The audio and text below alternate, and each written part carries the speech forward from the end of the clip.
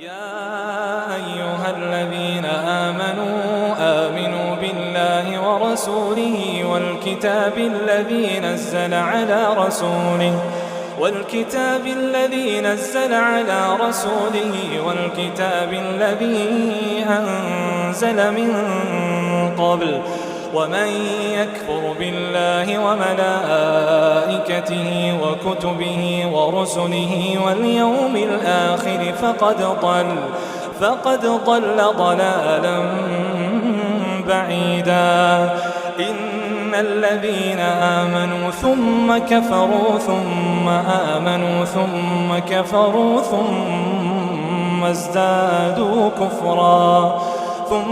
ازدادوا كفرا لم يكن الله ليغفر لهم ولا ليهديهم سبيلا. بشر المنافقين بأن لهم عذابا أليما.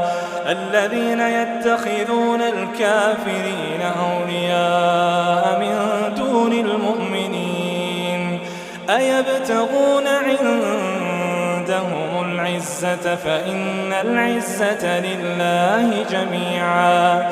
وقد نزل عليكم في الكتاب أن إذا سمعتم آيات الله يكفر بها ويستهزأ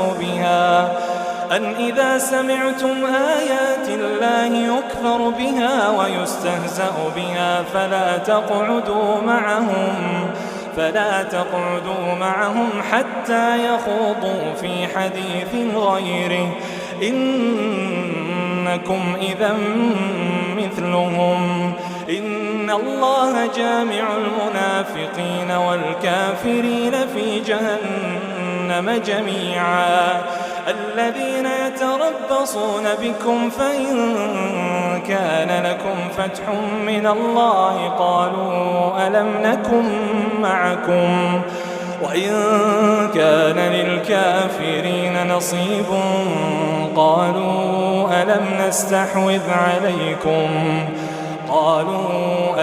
نستحوذ عليكم ونمنعكم من المؤمنين فالله يحكم بينكم يوم القيامة ولن يجعل الله للكافرين على المؤمنين سبيلا.